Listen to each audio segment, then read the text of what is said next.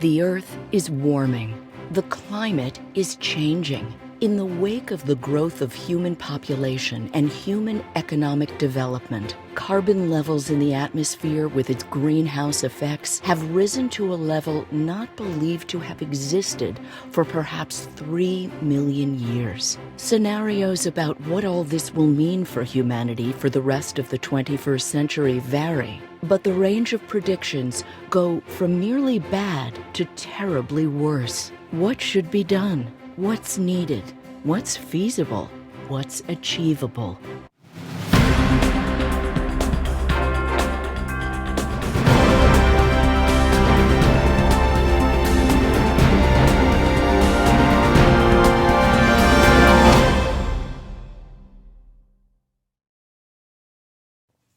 This episode of The Whole Truth is made possible by the Charles Koch Foundation,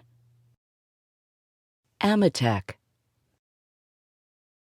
CNX Resources, Buchanan, Ingersoll and Rooney, and by For hundreds of years in English-speaking courtrooms around the world, people have sworn an oath to tell not only the truth, but rather the whole truth. The oath reflects the wisdom that failing to tell all of a story can be as effective as lying if your goal is to make the facts support your point of view. In the courtroom, the search for truth also relies on advocates advancing firm, contradictory arguments and doing so with decorum.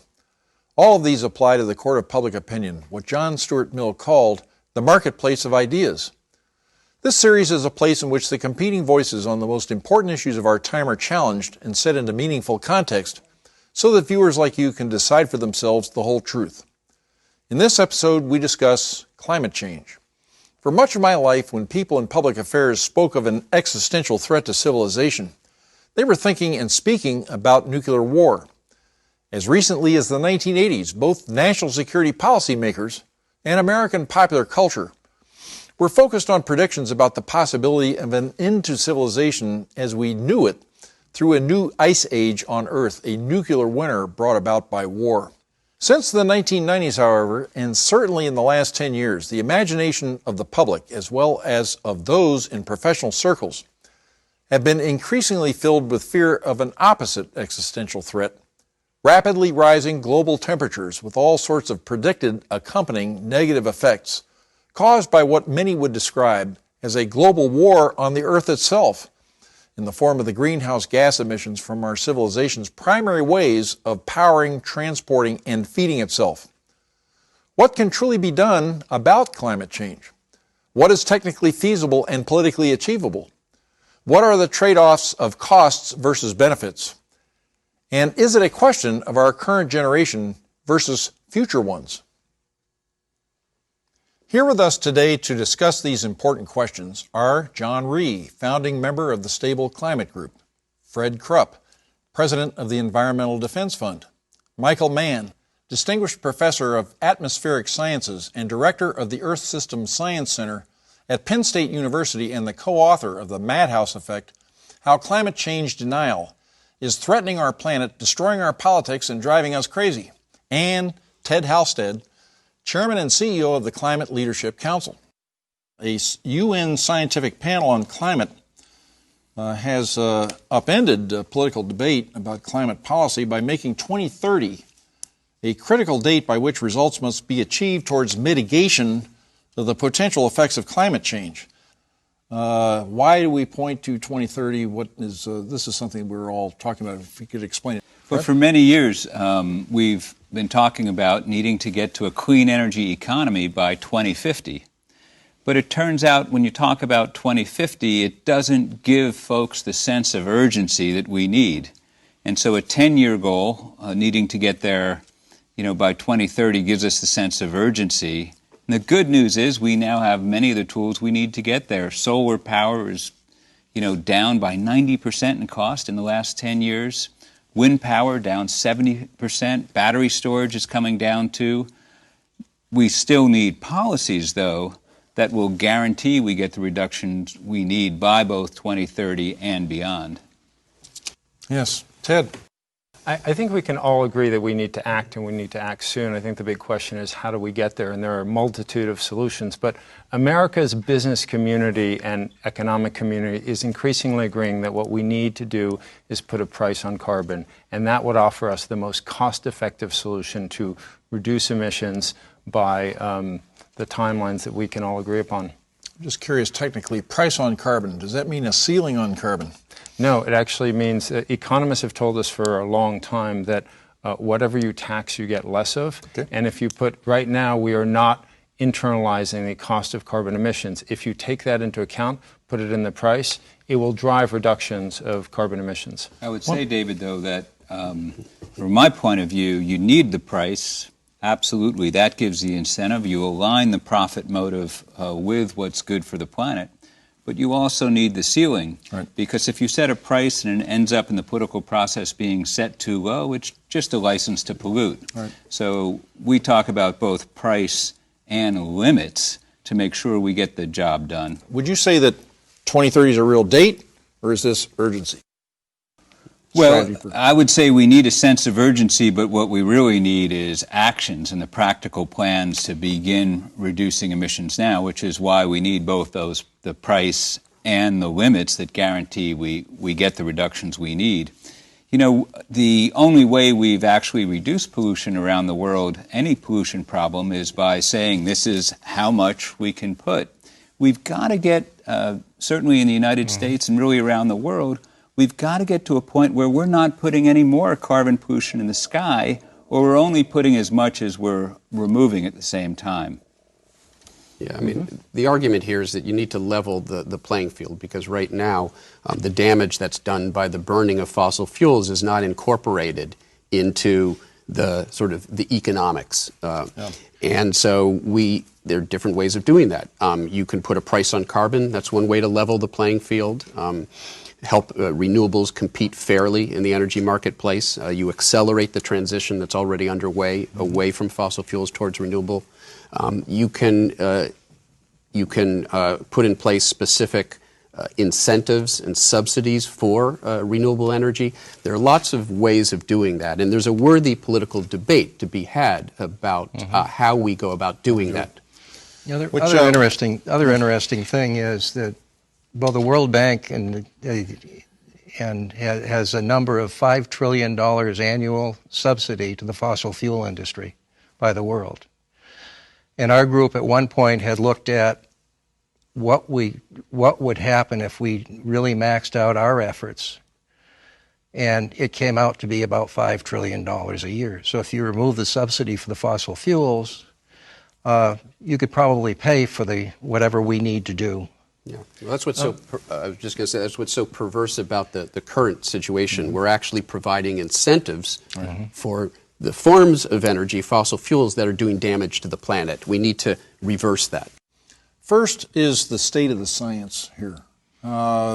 People who quarrel with this claims that there is a scientific consensus, a rock-hard consensus is not true. Do you hear debates about this, or is this settled science? I was one of those skeptics. You were a skeptic. And became very much in favor of, very much attuned to the fact that we're causing global warming. When did that happen? And that was probably within the last 5 or 6 years. 5 or 6 years. Okay. And most people I talk to now, and if I talk to the so-called deniers, a lot of them are I'm seeing a change in that sea. And I'm seeing people starting to allow themselves to be talked into it, or allow themselves to notice it, is a better way to put it. Fred?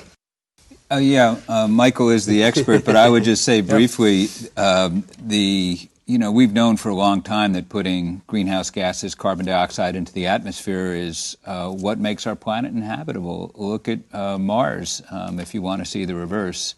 So the consensus is very strong. That's not to say that we can predict what's going to happen, on this day in 100 years exactly, but the consensus is extremely strong, and the future isn't one that I would want to leave for my grandchildren, because it's going to be horrible for people. Leaving aside nature, which we depend on, the number of hot days where more people die, the intensity of storms and hurricanes, which undoubtedly gets stronger as the oceans get warmer, the more intense rainfall events that we're already experiencing today, the floods.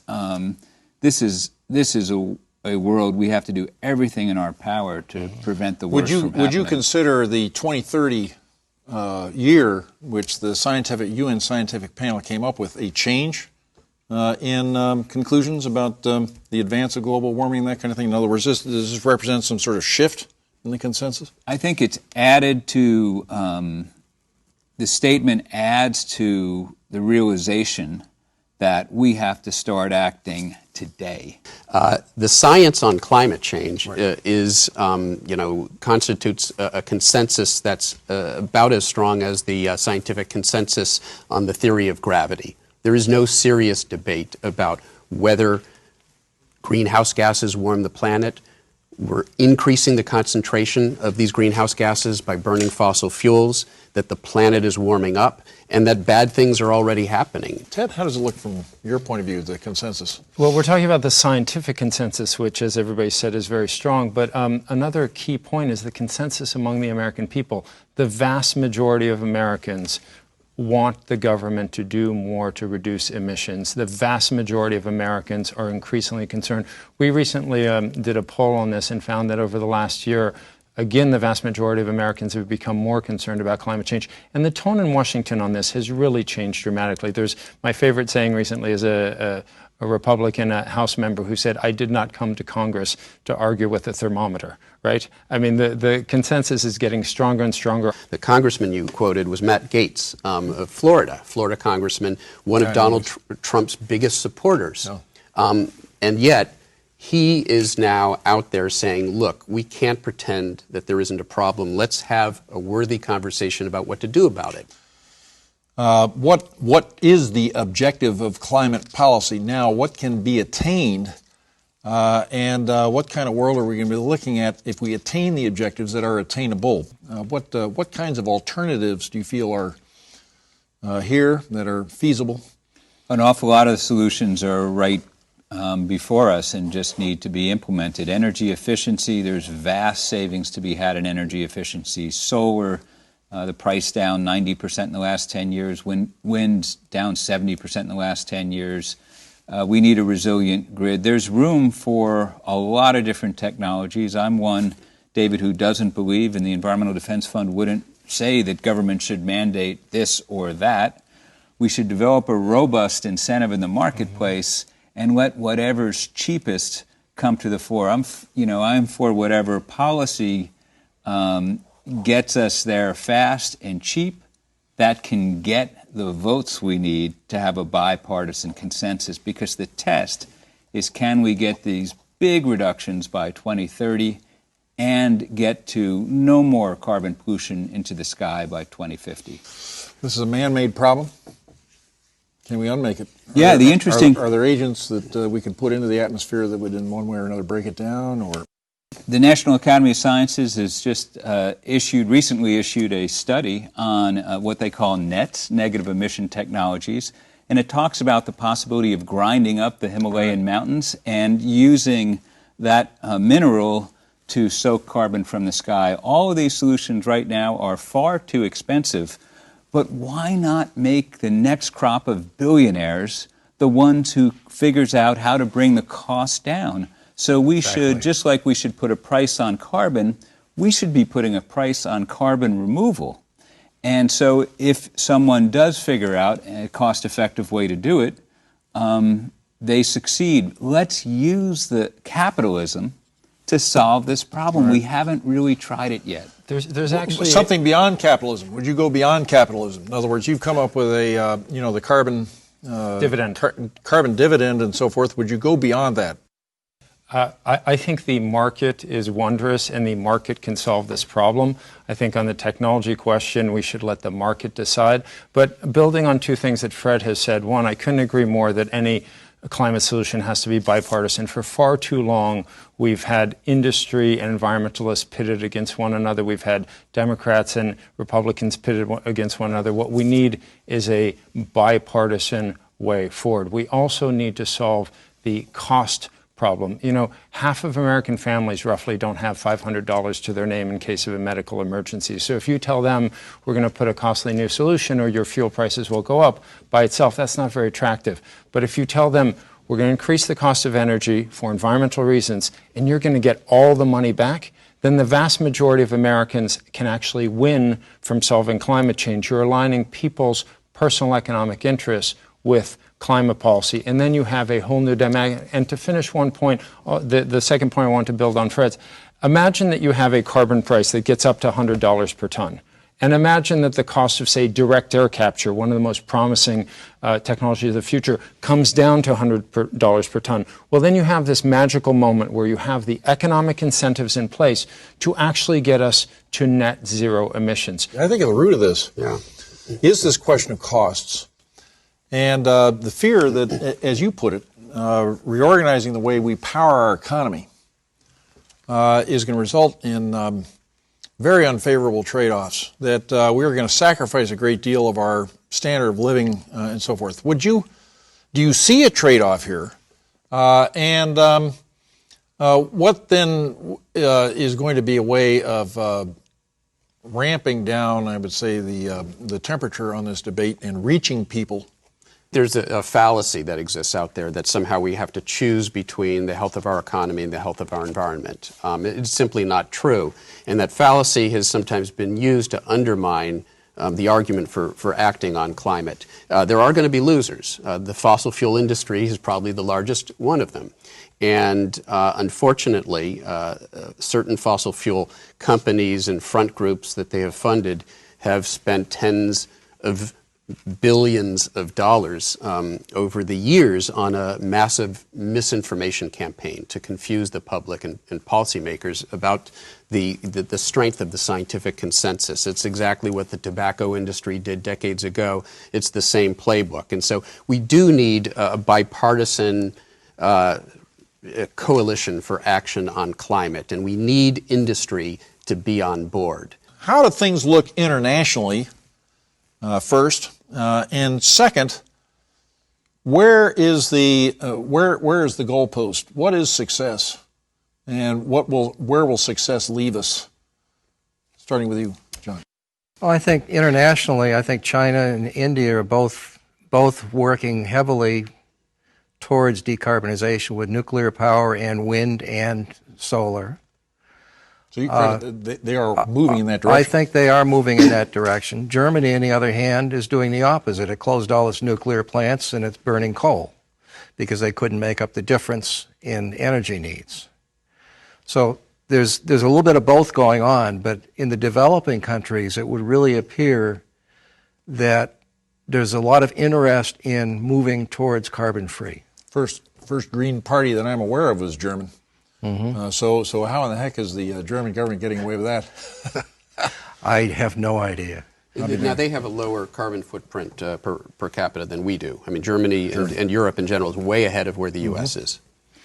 Okay. And, China has been leading. They're saving millions of lives by cleaning up their air pollution, which they need to continue and want to continue to do. The government's been very committed, and they're working on and have made very substantial commitments on climate.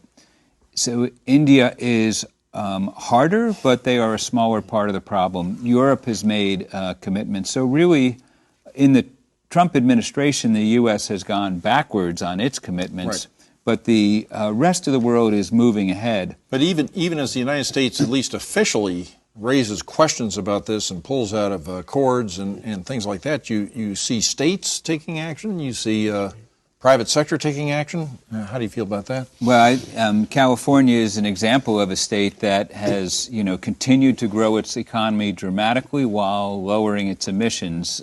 New Mexico is moving now to limit emissions from, methane pollution. And by the way, oil companies around the world are making bold commitments to drastically reduce their methane pollution. But I remember a president we had named Ronald Reagan who said, trust, but verify. Exactly. So while there's a role for the private sector beyond policy, the Environmental Defense Fund is launching a satellite which is going to inspect all the major oil facilities multiple times a week so we can make sure that these corporate commitments are observed. How, going around the table, how optimistic are you about the future? Do you foresee the need for draconian steps? That's always in the background of these discussions, that when you're staring at a 2030 deadline, we're facing an emergency. Ultimately, an emergency is going to require some sort of a draconian step, or perhaps. Yes, I am very optimistic. B, no, I don't think it will require draconian steps. So there are two things that make me most optimistic about U.S. climate policy. Number one, corporate America is unified in calling for a national solution and increasingly for putting a price on carbon. The other most encouraging trend is that young Americans are overwhelmingly in favor of climate action. They are clearly the future. Now, you asked about, does it need to be draconian? No. Economists have told us for a very long time the most cost-effective solution is to put on price on carbon and let the market get us there. I want to give a very concrete example. The plan that we've put forward, which is a carbon tax starting at $40 a ton, would, this were implemented, say, in 2021, it would far exceed the U.S. Paris commitment by 2025. It would achieve far more than all prior carbon regulations combined. The market is a very powerful tool. We should put it on the side of climate. Mike, you're nodding yes. Yeah, so there is urgency, no question about it, but there is agency. We can act in time to avert a true climate crisis. Now, the reasons for optimism, we've already heard some of them. There is a lot of movement when it comes to where conservatives are right now on this issue in the United States. I think we're nearing a tipping point where conservatives are willing to come to the table and have a serious conversation about how we're going to solve this problem. We've got young folks who are marching in the streets, demonstrating to raise awareness about climate change, and they speak with a moral clarity that I think has really recentered this conversation where it needs to be. This is about the future of this planet, what sort of planet we want to leave behind for our children and grandchildren. There is still time to make sure that we don't leave behind a degraded planet for future generations, but it requires us to act immediately and with great urgency. Professor David Orr from Oberlin College explained to me once, there's a difference between optimism and hope. Optimism is a prediction. It's all going to be okay. Relax. Hope is a verb with its sleeves rolled up. We all need to be hopeful and get working at it. You know, when I think about my two new young grandchildren, and I think about the fact that every American has the opportunity to go out and vote and make their choices on the basis of what candidates have a real and practical plan, that makes me hopeful. And if viewers watching decide that they're going to get involved as citizens, we can solve this problem. I think people are actively looking for a way to make it profitable to reduce carbon. And as I see a lot of effort in that, you had one NuScale who makes small modular reactors on your show about 2 years ago. And they're coming up with a new small modular reactor which would go a long ways towards at least mitigating the problem at a cost that's almost reasonable. So I think people are looking for that profit motive, and that's what we really need, because after all, that's what you're in business for. We appreciate everyone's views on this. The stakes could not be higher, and we truly appreciate your contributions and your willingness to speak on the whole truth. Thank you very much, gentlemen. Thank you. Thank you. One of the advantages of having more than a few years under one's belt, and even more so of being a student of history, is that one sees how many times grave warnings about the end of days have proven wrong. I can vividly recall the global phenomenon in the 1970s of the work by a group called the Club of Rome, which, using the then new technology of computer simulations, confidently predicted that the world would reach the limits of population and economic growth long before the year 2000, having exhausted fuel and other essential resources, and requiring a huge loss of human life in order to rebalance the equation of global need. I also remember serious scientific and political concern about global cooling, fears of a new ice age brought on either by the use of nuclear weapons in a war or by the accumulation of sun-blocking particulates from the world's factories and cities. I say none of this to diminish the reality of climate change or the need for it to be addressed as a serious matter of policy, but I say it as a way to breathe hope into those policy conversations, a way to remind all of us that the ultimate natural resource on Earth is human ingenuity and adaptability, including the ability to forestall future dangers which we are smart enough to be able to see coming at us. For The Whole Truth, I'm David Eisenhower. Thank you for watching.